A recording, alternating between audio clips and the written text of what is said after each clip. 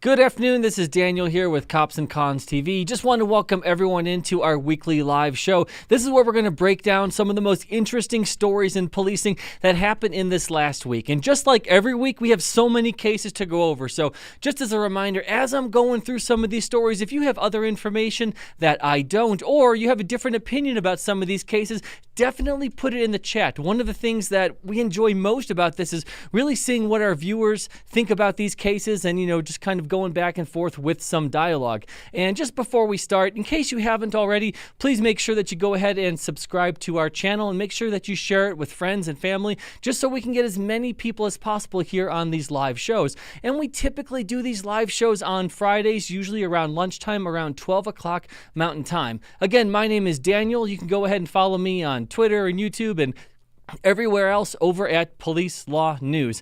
And again, want to welcome everyone else in. Looks like we have Becky in from Alabama. I can't pronounce that city though. We have a couple people in from Maryland, and it is St. Patrick's Day. So want to welcome everyone in on St. Patrick's Day. And we're going to get right into it. So this first case, listen, this is a strange case. And a lot of times you see cases in the news and you read headlines, and sometimes you think maybe this is bullshit, maybe this is bad.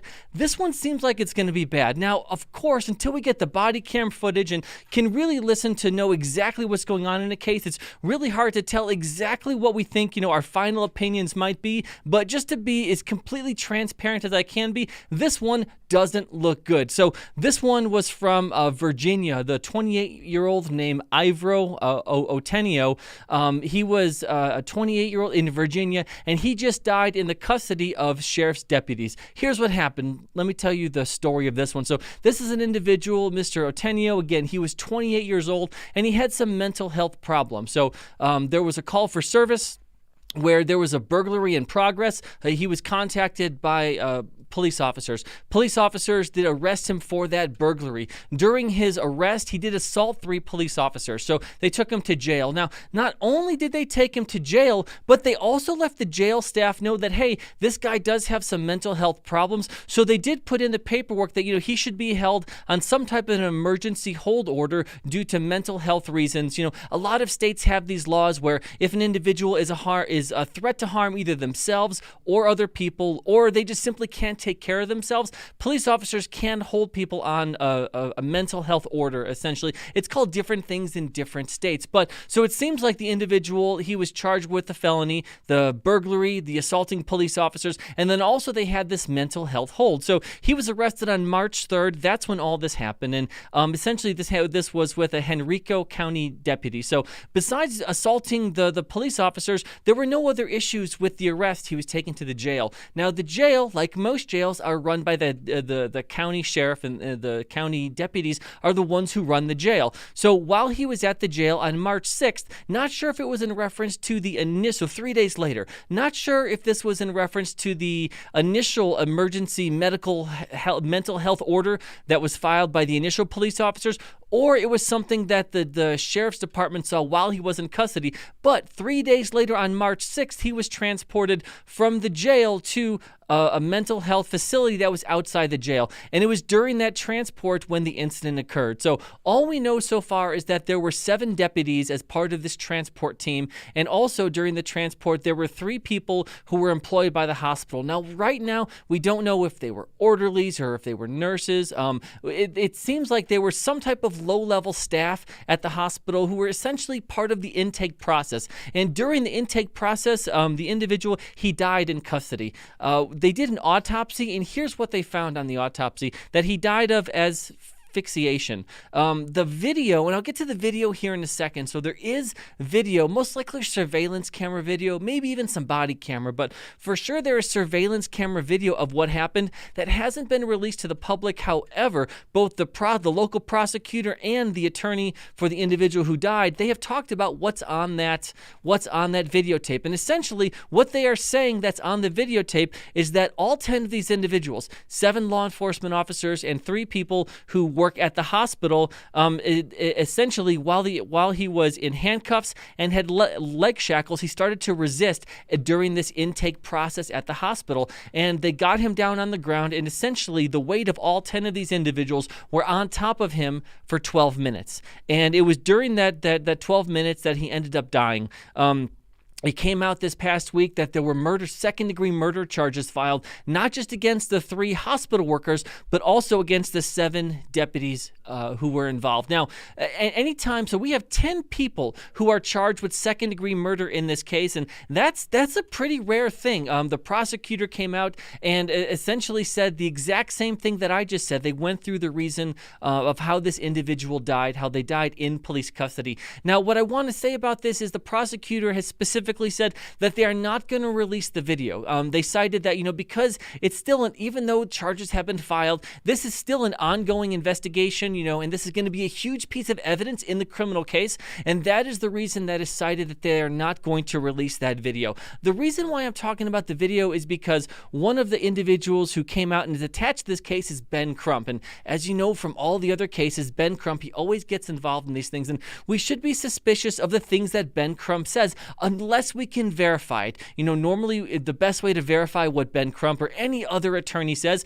is by video evidence. But if you don't have video evidence, if there's a chief of police, if there's a sheriff, if there's a prosecutor, if those other individuals are saying the same thing that Ben Crump does, it doesn't mean that it's exactly 100% correct, but it does lead a little more credence to what he says. So the fact that there are 10 individuals who are charged with second-degree murder, it's extremely troubling. So we are going to stay on this. Now, listen, it's always possible that the district attorney changes their mind because of public pressure. But the family of the victim, they have seen the video and they have described it. Ben Crump said that he described it as being something like the George Floyd case. He said that there was at least one police officer who had the knee on the individual's neck. Now, I think we all know, especially since the George Floyd case and all these other cases, it's just hard for me to wrap my mind around the idea that you have an individual who is handcuffed behind their back, they have on leg shackles, and you have 10 people there, 7 of them law enforcement officers, and 3 of them are people who, at least in some respect, are trained to deal with combative people, because any type of intake into a mental health facility, a lot of times individuals aren't cooperative. So you have trained people who typically deal with people who aren't cooperative, who are having a mental health crisis, along with 7 trained law enforcement officers. The idea that all 10 of these people who, you would assume that, at least in other situations, would be reasonable individuals, that they're all going to make the bad decision to pile on top of someone for 12 minutes, that doesn't make a lot of sense. So even though I don't believe what Ben Crump says, it's difficult to not believe what the prosecutor says, because they're filing charges and this video is going to have to come out. So we'll be very interested to see if the video comes out. Like I said, if there was no prosecutor and it was just Ben Crump saying this, I think I would be extremely skeptical, but this does seem like an absolute troubling case, and we will stay up on this. Let's see if we have any other comments here on this case or any of the other ones. Bruno says, I see the Capitol Police patch. Yes, that was sent to us by Officer Bird with the Capitol Police. So he sent this to us specifically, so we put it back there. Let's see. Located in yours truly, Germany once again, the Maxo. How's it going? Yeah, Seagull, Rock, Squawk, 10 people charged. Yeah, 10 people charged. So I'm going to talk about that just for a little bit. So, this, and I know I've talked about the George Floyd case before, but maybe this is an incident like that where, I think it's reasonable to say that Derek Chauvin should have been charged. Okay, I'm good with that. But Tou Thao, he was the officer in the George Floyd case who was doing crowd control. Literally never even touched George Floyd. He was trying to hold back a crowd of 12 people or so. Even if you say we don't like that he didn't jump in, still, there's clearly a difference between what Derek Chauvin did and what Tou Thao did. Also, Officer Lane, who was on George Floyd's feet and literally couldn't see what Derek Chauvin was doing. Even if we say that, okay, they didn't act perfectly, there's clearly a difference in the actions of the police officers there on scene. So my guess, and this is just me guessing, is that when we actually see the video about this and when some of the testimony comes out, that not all 10 people are going to be equally guilty, that their actions aren't going to be equally as bad, because it would be difficult. I can't imagine a situation where 10 people are fighting with each other in order to put their knee on someone's neck in order to kill him for 12 minutes. That just doesn't make sense. So is it possible that, the theory of the second-degree murder of you had a duty as a deputy, you had a duty as a healthcare professional to stop this, to not allow this to occur? So is that possible in this case? Yeah, that's kind of what I expect to see in this video, is that not all of the 10 people there are going to be as culpable. However, they're all charged with second-degree murder, so be very interested in seeing some more of the facts of this case when they come out. Let's see. Becky says, that's what I would like to see. Did it take all of them to hold the person down? So, Becky, you wouldn't think so. That's an excellent question. You wouldn't think so. Here's why. It's because he has handcuffs on and he has leg shackles on. And yes, you can fight and you can do all those things even if you have leg shackles and stuff on. And, I would say, okay, if someone is on PCP or something like that, but he was in jail. He was in jail custody prior to that. So, yes, of course you can get drugs in jail, but the chances that he was on street drugs while he was, on a mental health hold inside of a jail is not as likely if they just picked him up off the street. So the idea that it took 10 people to do this, I'm not really sure. I kind of suspect that at least half of the people there weren't actually hands-on, at least with the upper body. Maybe they were holding down legs, or maybe they were just there and didn't stop what was going on. But again, I'll be really interested to see what happened in this case, because if you just read it and listen to Ben Crump, it doesn't make sense, and a lot of us would say this sounds like bullshit. But again, since 10 people are charged, I think there's probably something to it. Any other comments on this? The Maxo says, let's see. Okay, he's talking about we have a high-profile true crime banking here at the moment. Okay, we'll have to look into that for sure. If you could send us the city in Germany, the Maxo, so we can definitely look into that for next week. Becky says, could be all that adrenaline had kicked in and caused an extreme overreaction. Yeah, absolutely. That's 100% could happen. That could have happened. But like I said, everyone knows about the George Floyd case. Not just George Floyd, but Tony Timpa in Texas. It was a very similar case to George Floyd case, where I think it was 3 or 4 police officers who essentially put their weight on someone's back neck area, and the individual died in police custody. So even if we didn't know this stuff 20 years ago, so I started to be a police officer in 2005. Yeah, I don't remember if this was part of the training in 2005 to watch out for this kind of stuff, but it's certainly been the training since. Certainly since 2020, there's really no excuse for this. Again, I'll be interested to see exactly what happened. All right, so the next case that I want to talk about, and listen, this comes from Minnesota, and we do have a couple of cases from the Midwest today, Minnesota in particular. And this is a case, I've actually been following it for almost a year because it happened in July of 2020, but I haven't really wanted to come on and talk about it just because it didn't have a whole lot of information. This is kind of living on the internet, and it's kind of like a conspiracy theory case, but we finally got the body camera footage on it, so I just wanted to go over it. So this happened in Robbinsdale, Minnesota in July of 22. So the individual involved, his name is Khalil Ahmad Azad. So I'll call him Mr. Azad. And again, since July of 22 until this week, the conspiracies around this case have absolutely been crazy. Let me tell you, before I get into the facts of the case, let me tell you what some of the conspiracy theories are. So here's what people are saying. There's allegations against police officers that, okay, well, I'll get into some of the facts of the case. So the police officers tried to conduct a traffic stop. Mr. Azad did not cooperate. He ran from police officers. He fled from the vehicle, and police were in a search trying to find him. They actually never found him. A couple days later, he was found, 2 days later, in fact, he was found in a place called Crystal Lake, somewhere in a wooded area around the area where he ran, and he was dead, found in the lake. So the conspiracy theories are that police officers, they beat him, they killed him, they used a canine to maul him, and they threw him in the lake. And then when someone called a couple days later, they're like, "Oh, this is a surprise to us." So that's what's been going on. That's been the conspiracy theories that have kind of been rumbling in the Minnesota area. And again, I talked about, Minnesota has been just a strange place for police officers the last couple of years. Again, because not only was there the George Floyd case, but there was the Kim Potter case. So a lot of the community and the police relations in the state of Minnesota have been strained the last couple of years, and the Vikings suck. So people are always pissed off about that. not only do we have the body camera footage, but also we have the autopsy. So the autopsy came out, and they found that Mr. Azad, he died of an accidental drowning. That's what the autopsy said. Well, now the family and Black Lives Matter in Minnesota, now they're saying that, well, the autopsy is also part of the conspiracy, and that they actually did a press conference about this in late February. I believe February 27th, the family did a press conference basically saying that they think the autopsy is a fraud as well.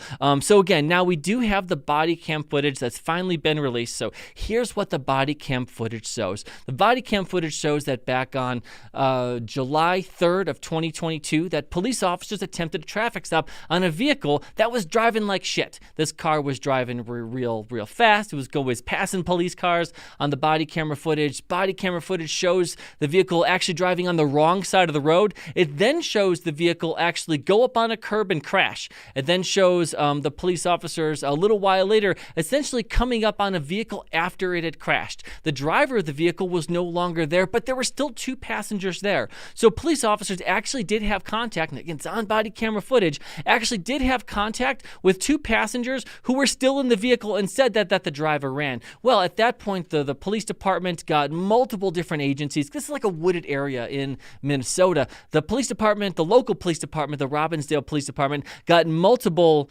other law enforcement agencies in the area to help them. They set up a perimeter, they did a search, and they searched for a couple hours. Essentially, they weren't able to find him, and all the police officers who were there on scene, they all had body camera footage. It's all available. Everybody can go and watch it, just like I did. So they weren't able to find him. They broke down the perimeter.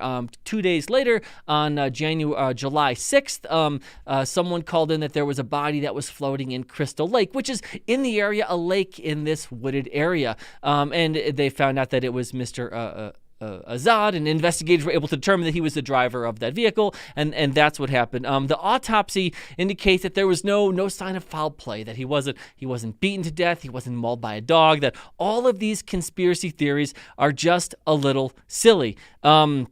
The Robbinsdale Police Department, on their part, because every police department, a reasonable police department, conducts an internal investigation. Because of these conspiracy theories, the Robbinsdale Police Department actually went the extra mile, and they reached out to the Minnesota Bureau of Criminal Apprehension, which is essentially like one of the bigger agencies, the bigger units in the state of Minnesota. So it's not attached to the small police department. It's essentially a different police agency with a different chain of command, and they actually reached out to them, and they asked them to conduct an independent review. So the Minnesota BCA did conduct an independent review and found the same thing, that there were no bite marks from dogs, that this individual, that Mr. Azad, he wasn't beaten, that they watched all the body camera footage, and they basically found that all the conspiracy theories that people have been saying since July are bullshit. That hasn't stopped the family, because again, even after all this came out on February 27th, they were still saying that there was a conspiracy theory around this. But I just wanted to talk about that case because, again, this is one I had been watching since last summer. Didn't really want to talk about it, though, because, like I said, I didn't really have any concrete information in order to go by. So I finally wanted to update everyone on that. Let's see if anybody has any comments about this particular case. Becky says, probably just drowned. Yeah, I mean, that's what the autopsy says, that he tragically just drowned. Yeah, Siegel also agrees about the Vikings, though I'm a Bears fan, so any of the Central Division teams that are doing bad, I'm happy with, as long as it's not the Bears. Let's see. Someone found him. Let's see. AZ Unfiltered says probably injured from the crash and fell and drowned. Yeah, so that looks like what it's happened. Want to give a special welcome to Shaquille Oatmeal. Just got in our chat. He's got the best username on all of YouTube. All right, let's see. Daryl Smith says conspiracy seems to be the truth nowadays. Just saying, yeah, definitely. Especially if that conspiracy essentially just backs up what a narrative already is. So again, there are legitimate issues that, maybe people in Minnesota have with police officers. I mentioned the George Floyd case, the Kim Potter case, though there is nothing nefarious about the Kim Potter case. That was just a mistake of fact. She reached for her handgun instead of her taser. There wasn't any ill intent there, but still, that was not a good incident, right? So there are people, anti-police activists, who have a narrative, and anything that pushes their narrative, that's what they're going to do. Facts don't really matter a whole lot if your concern is to not get at the truth, but if your main goal, your main purpose is to make the police officers look bad in order to try to divide police officers and the citizens in order to destabilize communities, if that's your goal, these are the kind of conspiracy theories that you're going to run with. And if you know that it's going to take, 8 months for an autopsy, for body camera footage, you can really incite a lot of nonsense in that time before reasonable people are able to come out with actual facts. So let's Indigo Montoya says, smash that like button. Thank you so much. All right. So the next case that we're going to talk about, also in the Midwest, but Ohio. So this happened in Pickaway County, Ohio. And, based on this story and, we kind of almost changed the name of the show to Scandals and Animals, because this is about a zebra who went crazy. So this is in Pickaway County, Ohio. This is just a weird call for service. And you can watch all this, the 911, not only is the body camera footage available, but also the video of also, the 911 call is also available. And it's interesting to see what the dispatch was, because someone called in, a 72-year-old man in Pickaway County, Ohio, called police, called dispatch, and essentially said that his arm was almost bitten off by a zebra. And if you listen to the 911 call, you can tell that the call taker is a little taken aback. So not only would, a place like Los Angeles or Chicago or New York, this would be a strange call in a place where dispatch centers get all kinds of nonsense and crazy calls all the time. People say the craziest shit to 911 call takers, but this is in the middle of nowhere in Ohio, so that's why it is a little strange, and the 911 call taker was a little taken aback, didn't want the person to repeat themselves, because this isn't the typical call for service. So the individual 72-year-old man said that he had a zebra that almost bit his arm off, and he says, and I quote, "I think he tore my arm off. Send the chopper." I think he did that in Arnold Schwarzenegger voice. So police officers get on scene. They're armed with shotguns. Once they get there, this zebra isn't fucking around. So there's one male zebra. That's the one who did all the biting. And then there were 5 or 6 female zebras, where this one zebra was essentially, at least what can't get into the mind of a zebra or ask him any questions, but it seemed like that at least the owner was saying that the male zebra was trying to protect the 5 or 6 female zebras. So once police officers got there on scene, they're in their trucks, they have their lights and their sirens, and they're blaring these things in an effort to try to get the zebra just go the fuck away, just to go somewhere else. But for whatever reason, the zebra didn't do that, and the zebra was aggressive towards the police officers and started to walk towards the police officers, started to charge the police officers. During this time, the individual, the 72-year-old who almost had his arm bitten clean off, he tells the police officers, hey, if you have to shoot the zebra, go ahead. Essentially, he gives permission to the police officers to shoot the zebra. Though, if a zebra is coming at a police officer, I don't really know what kind of permission they would need if their life is in immediate danger, which it seems like it could have been. So, tragically, the police officers did use a shotgun. They used a 12-gauge shotgun, and they did kill the zebra. And, haven't we all seen Tiger King? Isn't this a little silly? I mean, and I looked into this a little bit, and in Ohio, because being a normal, reasonable person, you think, why does some guy in Ohio have zebras? To me, that seems nuts. Well, for whatever reason, in Ohio, zebras are classified under the law as horses. So you can have as many of these fucking things as you want, I guess. I mean, there's as many horses as you can have. That's how many zebras you can have. But the thing is, and I'm not crazy about horses, but my wife always tells me that horses are nice and they're like big dogs. Well, zebras aren't. Zebras are extremely aggressive. They can be territorial in nature, and we saw what happened. But listen, I do love animals, but it's like outside of like a farm or a zoo, I really set the line at alpacas and llamas. I think that's as far as most normal people should go. So let's see if we have any comments about that. Siegel says evil zebra. Absolutely. Let's see. Someone asks about any Albuquerque police shootings soon to be uploaded to the channel. Let's see if our producer can put that in if they have any coming up.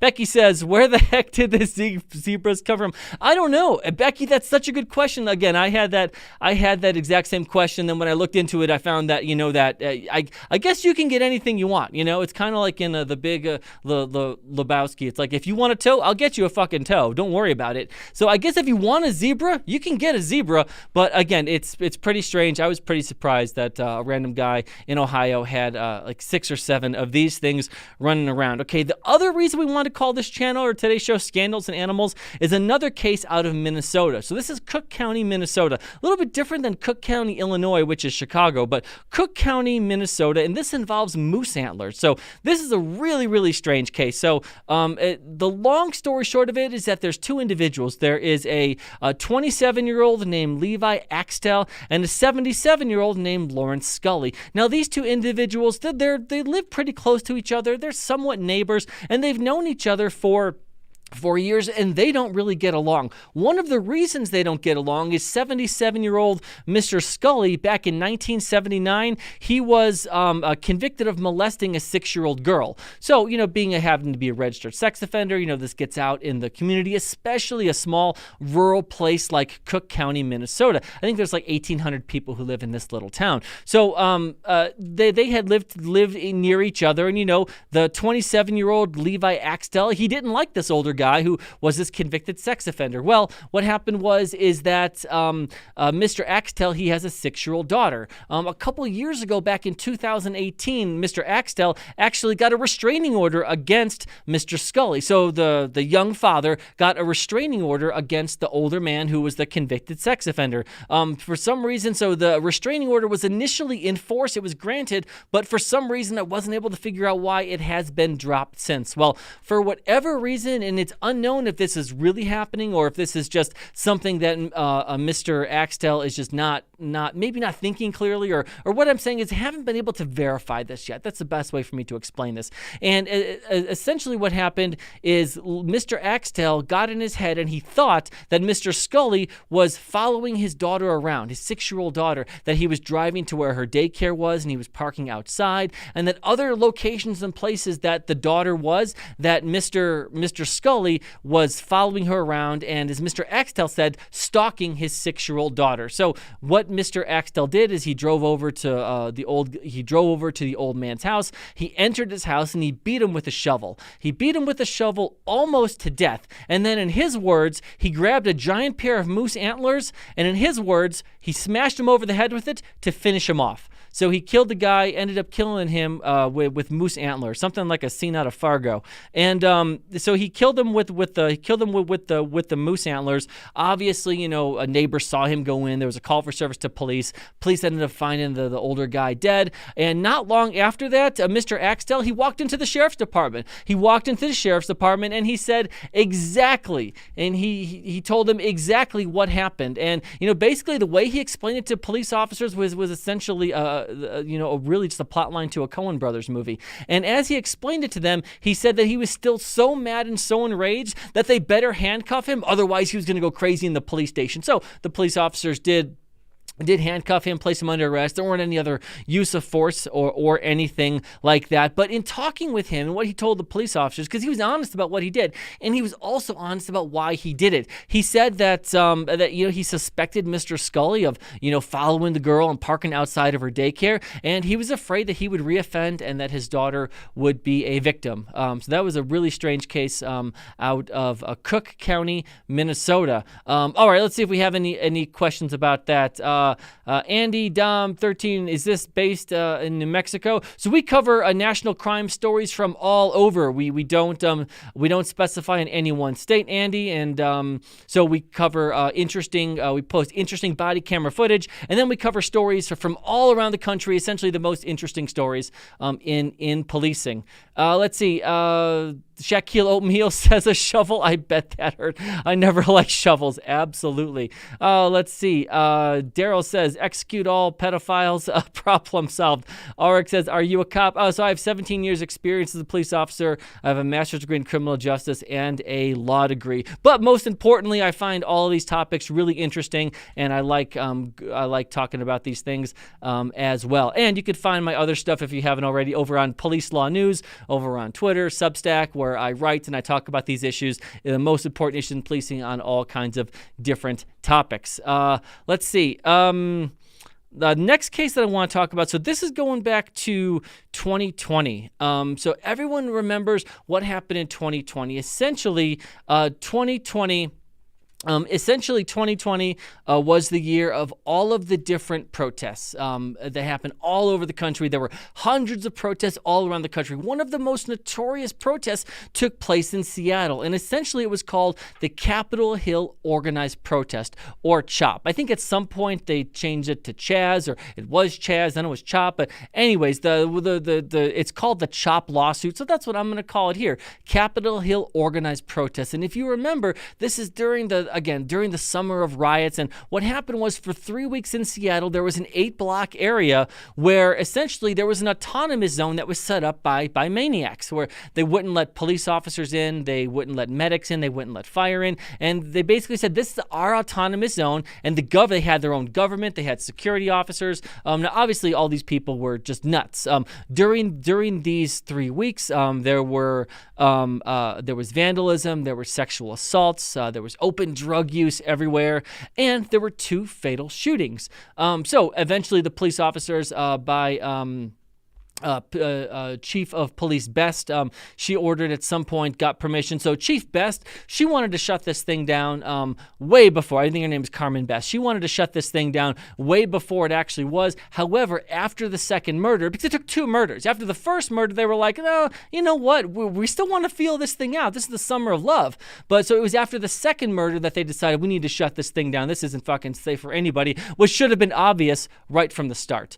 Okay, so what happened is that police officers came, they cleaned it up. I actually just read a really interesting story. Carmen Best's take on shutting this thing down is that she had expected, because they basically said they weren't going anywhere, they were hostile to police, they had weapons. So initially, Chief Best thought this thing is going to take 8 hours, 10 hours. This could take multiple days to clear it out. It didn't. It took about 3 hours. And police officers were able to clear it out and get everybody out of there and open it back up to normal, reasonable individuals in the public. So that's kind of interesting. I just read that, or heard an interview with her this week. And so you can imagine that during those 3 weeks, it not only affected individuals who maybe live in the area, but also businesses. So very predictably, there were 12 different businesses and investors who sued the city of Seattle, who basically said, hey, we are taxpayers. We pay for just basic police services, and you essentially abandon this area, this 8-block area, for 3 weeks. You abandon it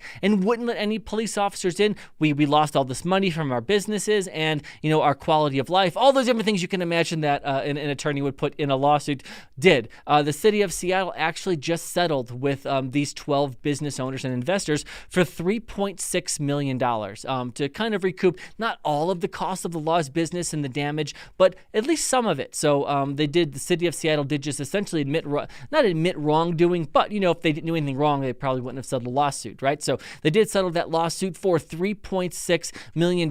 What's interesting, one of the interesting things about that is included in that $3.6 million is $600,000 was due to penalties because text messages and other documents were deleted by the mayor and the police chief and other police leaders. It's been alleged that there were 27,000 documents and text messages that were actually deleted by city leaders, including the mayor, in reference to this. So essentially, trying to hide evidence that should be publicly accessible, publicly available evidence that there was going to be used in trial. So again, 600,000 of that 3.6 million was for basically bad acts and bad faith by the city leaders of Seattle, trying to cover up some things. That's what I assume. Otherwise, why would you delete text messages?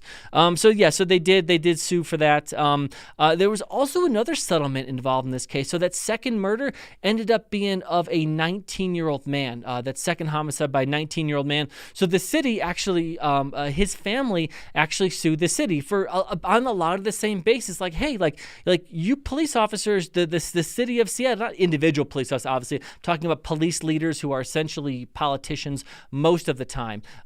But what they basically said is that, we should have some reasonable expectation of some police presence, of especially if you know that this is a violent area and that a lot of bad things are happening. So the city actually settled a lawsuit with that individual who, again, typically when one private citizen kills another private citizen, that's not typically something that, you usually can't sue the city from that, right? Well, they did, and the city actually settled for $500,000 in that case. So besides all of just the all the other baggage that goes with the city and negative press and just reasonable people looking at Seattle and saying, why the fuck would I move there with my family? Right? Reasonable people, why would I want to be a police officer there? Besides all of that reasonable narrative, the city's also down about $4 million from all of this stuff. So if you think this is interesting, all of the Antifa stuff and the CHOP stuff, the person that I go to for all this stuff his name is Andy No, NGO. He wrote a book called Unmasked, which talks about mostly Portland, but he does talk about a lot of the other protests that went on. He wrote a book called Unmasked. Also Andy No on Twitter, and he has a website. He has basically up-to-date stuff on all these protests, really interesting stuff. That is where I get a lot of my information on that. All right, let's see if we have any other questions on this. Let's see. Garrett Mason. He must have been far easier to be a politician back in the 70s and 80s when nothing was recorded digitally. You could just shred to your heart's content.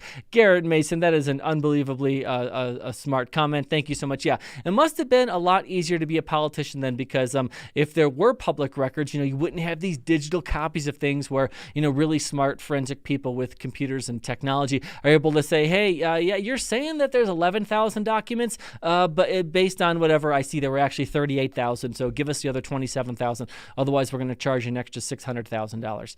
All right, so yeah, so that's the interesting case. Kind of been waiting for that lawsuit to wrap up. And the last case that I want to talk about, it also has to do. So this has to do with an article that I read. So there's two individuals in the criminal justice space. So because not only do I think that I love the body cam footage. I mean, that's why we have this body cam channel, right? Because we just love the raw interaction between citizens and police officers. Sometimes citizens are having their best day. Sometimes they're having their worst day. But the interactions, how police officers who are really just normal people thrown into these strange and dynamic situations, seeing how they react and just watching that, it's really the best reality show. So I love all that stuff. But I'm also kind of a nerd on a lot of this stuff too when it comes to like the crime data and the science behind it. And an article I just read by Peter Moskowitz, and he's a professor over at John Jay University in New York, and John Hall, they just wrote an article for Vital City, and it was just a really interesting article called Fix Public Policy or Pay a Price. You can follow if you go to my Twitter, you can go ahead, Police Law News, you can go ahead and see the whole article. But they talked about the unprecedented rise of crime in 2020. And let me just talk about that. So, there really isn't any dispute, but, I just want to make sure there's no dispute. So from 2019 to 2020, there was an unbelievable rise in crime. Nationally, the homicide rate went up 30%. There were 300 and... if we go to New York, there were in 2019, New York City had 319 murders. In 2020, they had 468 murders. Let's go to Philadelphia. In 2019, Philadelphia had 356 murders. 2020, that jumped up to 499. So the murders went up just, again, 30% nationally. But in a lot of these big cities like Minneapolis, Philadelphia, they went up a lot more. And so I hope we don't disagree on crime rising in 2020 from 2019. But that isn't the most interesting thing, because again, it's weird to argue and debate facts, right? But the most interesting thing isn't what happened, but why it happened. And there are just a lot of people who want to blame COVID-19, where they essentially say that, because of COVID-19 and the lockdowns and people were depressed and they had nothing to do and schools were closed, that's the reason for the rhyme and violence. But that's not what the data says. So really what I think it is, and what the data suggests it's that it was the Black Lives Matter protests. It was Antifa. It was the rioting. It was the violence. It was the looting. It was the vandalism. It was the anti-police sentiment. And there are just a lot of people who just don't want to admit that the riots and the vandalism, that they did far more harm than good.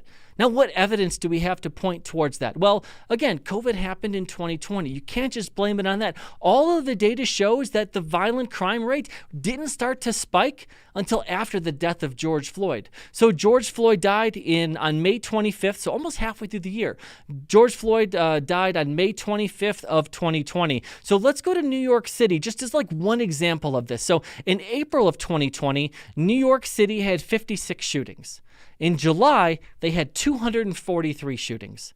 That is an unbelievable increase in shootings. And so that's really the only thing that changed, not just the George Floyd incident, but all of the riots and the vandalism. And again, the anti-police sentiment. That is absolutely what happened.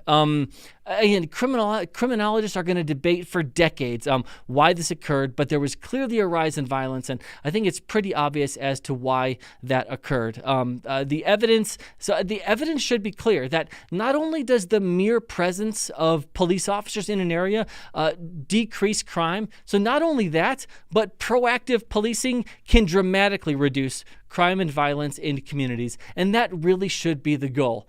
All right, that's the last story that I'm going to cover, but let's see if we have any comments on any of these cases before we get out of here for today. Daryl Smith says, Daniel and staff have a great weekend. You too, Daryl. Hope you have a great St. Patrick's Day, and please be safe. Let's see, Shaquille Oatmeal, Birmingham, Alabama, Memphis, Tennessee have high crime rates. They have unbelievably high crime rates. Shaquille, I think I went over it kind of around the Tyree Nichols, when we were talking about the Tyree Nichols case, about just exactly how violent Memphis is.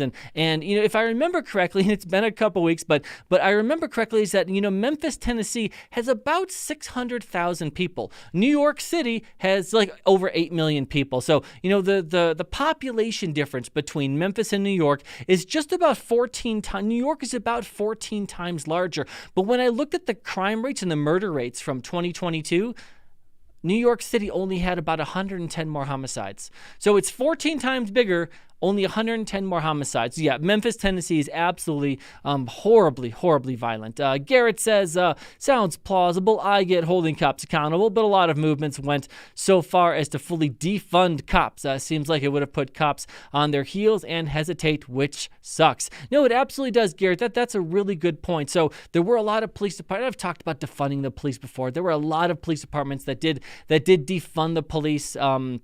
And took a lot of money from their budgets to put in other places. Just really quick, one of those departments that we talked about earlier was Seattle Police. So Seattle Police took 30% of its police budget and did away with it.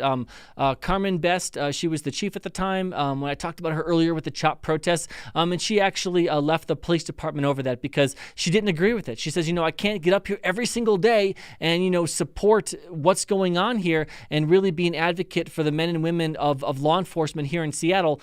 If this is the kind of stuff that the city is going to do, not support the police. So, you know, again, just real quick, what kind of result did that have? Well, now the city of Seattle, again, has record crime, a record high violent crime, and there are hundreds of police officers short. And as I've said before, Seattle Police right now, if you join them as a police officer, as a lateral police officer, there's a $30,000 signing bonus. And maybe that's popular in the private sector. In the public sector in police work, that's not popular at all. When I started, I know it was a long time ago in 2005, there were no hiring bonuses. In the state that I worked, the highest I ever saw a signing bonus was around $10,000, and now I think signing bonuses are somewhere around $5,000. So the idea of a $30,000 signing bonus just to sign on to be a police officer, and you are still hundreds of officers short, that should explain and really highlight in real life, a real example, more than I can say with my words on this show. Siegel says defund equals be dumb, and I agree with that 100%. All right, so that's going to be our show for today. I want to just make sure everyone has